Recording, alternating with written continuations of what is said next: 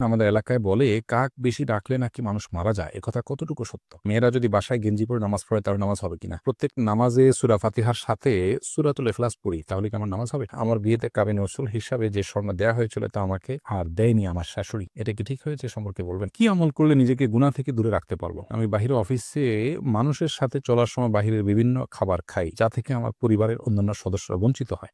এটা আমার গুনাহ হবে কিনা? আমার 25 বছর বাচ্চা হচ্ছে না, আমি কি টেস্ট টিউব বেবি নিতে পারবো? হাতে তালি দেওয়া ইসলামে জায়েজ আছে কিনা? মেহেদি পরা অবস্থায় উযু হবে কিনা? চলুন আমরা তাহলে প্রশ্ন উত্তরে চলে যাই। শারমিন আক্তার অমি আপনি লিখেছেন, মেয়েরা যদি বাসায় গেঞ্জি পরে নামাজ পড়ে তার নামাজ হবে কিনা? গেঞ্জি পড়লেন না কি পড়লেন সেটা ইস্যু না। ইস্যু হলো যে পর্দা নামাজের যে সতর, সেই সতরটা ঢাকা হলো কিনা? মাথা থেকে পা পর্যন্ত আপনাকে ঢাকতে হবে। ভেতরে গেঞ্জি পড়লেন কিন্তু উপরে আপনি মোটা কাপড় দিয়ে ঢেকে নিলেন। বাস তাহলে আপনার নামাজ হয়ে যাবে। ভেতরে কি আছে সেটা ইস্যু না। ইস্যু হলো যে আপনার নামাজের জন্য মুখমণ্ডল এবং ২ হাতের কবজি ছাড়া পুরো শরীরটা ঢেকে ফেলতে হবে চুলসহ। সেটা আপনি করেছেন কিনা কোনো কাপড় দিয়ে? এরফানুল হক ভূঁইয়া লিখেছেন, আমি ফজর নামাজ জামাতে পড়তে পারি না। অনেক সময় সঠিক সময়ে পড়তে পারি না। কাজা পড়তে হয়। বাকি সব নামাজ জামাতে পড়ি। এক্ষেত্রে গুনাহ হবে কিনা? অবশ্যই গুনাহ হবে। প্রত্যেক নামাজই সময় মতো আপনাকে পড়তে হবে। ইন্নাস সালাতা কানাত আল মুমিনিনা কিতাবাম মাওকুতা। অনেক ভাইরা আছেন সব নামাজ পড়তে পারেন, ফজর নামাজটা পড়তে পারেন না। তো ফজর নামাজ পড়ার জন্য আপনাকে রাতে তাড়াতাড়ি শুয়ে যেতে হবে। এশার পরপর শুয়ে যেতে হবে। দ্রুততার সাথে শুয়ে পড়তে হবে এবং ওঠার জন্য যত রকম উপায় আছে সব অবলম্বন করতে হবে। নামাজি মানুষদের সাথে থাকতে হবে। তাদের সহযোগিতা নিতে হবে, তারা যেন ডেকে দেয়। আপনি নানাবিধ চেষ্টা করলে অবশ্যই আপনার নামাজের অভ্যাস তৈরি হবে ইনশাআল্লাহ তাআলা। অন্তর ইসলাম আপনি লিখেছেন, প্রত্যেক নামাজে সূরা ফাতিহার সাথে সূরাতুল ইখলাস পড়ি, তাহলে কি আমার নামাজ হবে? সূরাতুল ফাতিহার সাথে আপনি বিভিন্ন সূরা পড়বেন। একটা নির্দিষ্ট সূরাকে আপনি কেন ফিক্স করে নেবেন? কোন সাহাবী অবশ্য অন্যান্য সূরা মিলাতেন সূরা ফাতিহার সাথে। পাশাপাশি সূরা ইখলাসও পড়তেন। সেই সাহাবীকে নবী সাল্লাল্লাহু আলাইহি ওয়াসাল্লাম জিজ্ঞেস করছেন, কেন পড়েন? তারা বলেছেন যে সূরা ইখলাসে আল্লাহর গুণগান এর কথা বলা আছে। শুধুমাত্র আল্লাহর কথাই এই সূরাতে বলা হয়েছে। সেজন্য তারা এটাকে ভালোবাসেন। তো নবী সাল্লাল্লাহু আলাইহি ওয়াসাল্লাম সেটাকে অনুমোদন করেছেন তাদের জন্য। বাট এমনিতে শুধুমাত্র ছোট্ট সূরা সংক্ষেপ, সেইজন্য আপনি শুধু সূরা ফাতিহাই ফিক্স করে ফেলেছেন, এরকম হলে সেটা মাকরুহ হবে। বরং আপনার একাধিক সূরা জানা থাকলে একেক সময় একেকটা পড়ার চেষ্টা করতে হবে। সামিল সরকার সোয়াদ আপনি লিখেছেন, মেহেদি পরা অবস্থায় উযু হবে কিনা? হ্যাঁ, অবশ্যই হবে। মেহেদি পরার কারণে উযুর কোনো ক্ষতি হবে না।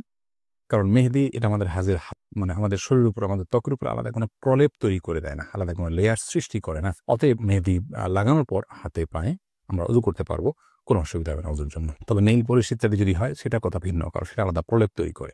আর মেহেদির ক্ষেত্রে একটা কথা আমাদেরকে জেনে রাখতে হবে যে বাজার থেকে যে আর্টিফিশিয়াল মেহেদি পাওয়া যায় সেগুলো আমরা লাগালে উযু হবে কিনা? এর উত্তর হলো সেগুলা লাগালেও আমাদের হাতে পায়ে উযু করতে পারবো আমরা। গোসল হবে, উযু হবে।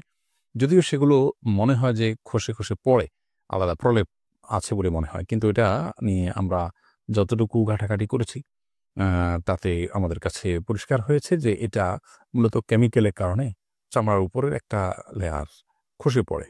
এটা আলাদা কোনো আবরণ নয় যেটা ত্বকের উপরে তৈরি হয়। অতএব আর্টিফিশিয়াল যে মেহেদি বাজারে পাওয়া যায়, ব্যাটারি মেহেদি ইত্যাদি, সেগুলো ব্যবহার করলে উযু হয়ে যাবে, গোসল হয়ে যাবে ইনশাআল্লাহ তাআলা। আব্দুল্লাহ গালিব আপনি লিখেছেন, আমি বাহিরে অফিসে মানুষের সাথে চলার সময় বাহিরের বিভিন্ন খাবার খাই যা থেকে আমার পরিবারের অন্যান্য সদস্যরা বঞ্চিত হয়। এটা আমার গুনাহ হবে কিনা? আপনি বাইরে যখন অফিসে মানুষের সাথে চলার সময় বিভিন্ন খাবার খান, এটার সবগুলোতে পরিবারের সদস্যদেরকে অংশগ্রহণ করাতে তো বাধ্যবাধকতা নেই। আপনি যদি ইচ্ছাকৃত তাদেরকে বঞ্চিত করানোর নিয়ত না থাকে বা তাদের হক আদায় না করে আপনি বাইরে অনেক বেশি ভোগ করেন, তাহলে সেক্ষেত্রে ভিন্ন বিষয়। বাট তাদের জন্য বাজার-ঘাট আপনি যথারীতি করছেন আর বাইরে আপনি খাচ্ছেন, এর কারণে আপনার কোনো গুনাহ হবে না এবং প্রত্যেকটা খাবারেই তাদেরকে শরিক করতে হবে এমন কোনো বাধ্যবাধকতাও কিন্তু নেই। তৌসিফ আহমেদ ইউসুফ আপনি লিখেছেন, কি আমল করলে নিজেকে গুনাহ থেকে দূরে রাখতে পারবো? গুনাহ থেকে দূরে রাখার জন্য সবচেয়ে বড় আমল হলো গুনাহের পরিবেশ থেকে দূরে সরা। অর্থাৎ যে জায়গায় গেলে গুনাহ হবে, যে মানুষদের সাথে থাকলে গুনাহ হয়, সেখান থেকে সরে আসতে হবে। এটা হলো মূল বিষয়। পাশাপাশি আপনার আল্লাহ তাআলার কাছে পানাহ চাইতে হবে। গুনাহ মুক্ত থাকার জন্য আল্লাহর কাছে দোয়া করতে হবে। আল্লাহ যেন গুনাহমুক্ত থাকার তৌফিক দান করেন। গুনাহগার এবং খারাপ মানুষদের সংস্রব থেকে বেরিয়ে আসতে হবে। সেই চেষ্টাগুলো অব্যাহত রাখতে হবে। ইনশাআল্লাহ বিইذনিল্লাহ তাহলে গুনাহ থেকে মুক্ত থাকা সহজ হবে। আর আগের গুনাহগুলো থেকে তওবা করতে হবে। তাহলে নতুন করে গুনাহ থেকে বাঁচা সহজ হবে ইনশাআল্লাহ বিইذনিল্লাহ। মারুফ হাসান লিখেছেন, হাতে তালি দেওয়া ইসলামে জায়েজ আছে কিনা? দেখুন, আনন্দ প্রকাশের জন্য আমরা অনেকে হাতে তালি দিয়ে থাকি। হাতে তালি দেওয়া এটা ইসলামের শরিয়ার দৃষ্টিকোণ থেকে প্রশংসনীয় কোনো কাজ নয়। তবে মেয়েরা ইমামের সাথে যখন জামাতে সালাত আদায় করবেন, পেছন থেকে লোকমা দেওয়ার জন্য তারা এইভাবে আ হাতের পিঠ এবং অন্য হাতের তালুতে আঘাত করে তারা ইমামকে সতর্ক করবে। এটি হাদিস দ্বারা প্রমাণিত। এর বাইরে সাধারণত যে হাতে তালি আমরা এভাবে দিয়ে থাকি অনেকে, এই হাতে তালিটা শরিয়ার দৃষ্টিকোণ থেকে প্রশংসনীয় কোনো কাজ নয়। এর অন্যতম প্রধান কারণ হলো যে এটি অন্য ধর্মাবলম্বী মানুষদের সাথে আপনার সাদৃশ্য হয়। আর বিশেষ করে আরব জাহিলি যুগে আপনার মক্কার মুশরিকরা তারা বাইতুল্লাহর পাশে যে সালাত আদায় করতে করেন এটা তারা সে সম্পর্কে বলেছেন। সেটা ছিল তাদের মুকা এবং তাসবিহ, অর্থাৎ হাতে তালি দেওয়া এবং শীষ দেওয়া, এটা দিয়ে তারা ইবাদত করত। তো একজন মুসলমান হিসেবে আমরা কাউকে সাহস দেওয়ার জন্য মাশাআল্লাহ বলবো, আমরা অন্য কোনো ভাষায় অন্য কোনো শব্দ দিয়ে তাদেরকে আমরা উৎসাহ দিতে পারি, কিন্তু হাতে তালি দেওয়া এ শরীরের দৃষ্টিকোণ থেকে প্রশংসনীয় কাজ না। কিন্তু কেউ যদি হাতে তালি দেন এতে হারাম হবে, ব্যাপারটা ওই পর্যায়েরও কিন্তু না। গুড থটস আইডি থেকে আপনি লিখেছেন, আমার বিয়েতে কাবিন রসুল হিসাবে যে স্বর্ণ দেওয়া হয়েছিল তা আমাকে আর দেয়নি আমার শাশুড়ি, এটা কি ঠিক হয়েছে সম্পর্কে বলবেন? অবশ্যই অন্যায় হয়েছে, জুলুম হয়েছে। আপনার শাশুড়ি আপনাকে যে মোহর বাবদ যে স্বর্ণ উসুল লিখার পরও সেটি দেননি, সেটি তিনি আত্মসাৎ করেছেন বলে বিবেচিত হবেন এবং গুনাহগার হবেন। আপনি এটি আদায় করার মতো কোনো সুযোগ আপনার থাকলে অবশ্যই আপনি সেটা আদায় করতে পারেন, সেটা আপনার রাইট। তামান্না আপনি লিখেছেন, আমার ফুফু মারা যাওয়ার আগে ওসিয়ত করেছেন বাবার বাড়িতে কবর দিতে, ওনার ছেলে মেয়ে দেয় নাই, এখন আর কবর নিচের দিকে দেবে যায়, এটা কি ওসিয়ত পূরণ না হওয়ার কারণে এখন করণীয় কি? না, এটার সাথে ওসিয়ত পূরণ না হওয়ার কোনো সম্পর্ক নেই। মৃত ব্যক্তি যদি কোনো ওসিয়ত করেন আর সেটা যদি ভ্যালিড ওসিয়ত হয়, ভালো বা বৈধ ওসিয়ত হয় শরীর দৃষ্টিকোণ থেকে, তাহলে সে ওসিয়ত পূরণ করাতে কোনো অসুবিধা নেই। আর যদি সেই ওসিয়তের শরিয়া দৃষ্টিকোণ থেকে সে ওসিয়তের বৈধতা না থাকে বা সঠিক ওসিয়ত না থাকে, তাহলে সেক্ষেত্রে সে ওসিয়ত পূরণ করা আবশ্যক নয়। কিন্তু ওসিয়ত পূরণ করা না করার সাথে কবর ডেবে যাওয়ার কোনো সম্পর্ক নেই। এই কবরকে যাতে ডেবে না যায় তার জন্য ব্যবস্থা গ্রহণ করা যেতে পারে। আর যদি এটা কবর ভেঙে নদী ইত্যাদিতে বিলীন হয়ে যাওয়ার আশঙ্কা থাকে, সেগুলো এটাকে স্থানান্তর করে কোনো কবরস্থানে নিয়ে দাফন করতে হবে। এরপরে ইসা রুহুল্লাহ আইডি থেকে আপনি লিখেছেন, আমার বয়স এখন 24, আমি মনে করি গুনাহ থেকে বেঁচে থাকার জন্য আমার এখন বিয়ে করা জরুরি, কিন্তু আর্থিক সঙ্গতি বা বাবা মায়ের আগ্রহ নেই, এখন আমার করণীয় কি? ইসা, বাবা মাকে আপনার বিবাহের প্রয়োজনীয়তা অন্য কাউকে দিয়ে বোঝানোর চেষ্টা করতে পারেন, এলাকার মানুষরা বা অন্যদের সহযোগিতা নিতে পারেন।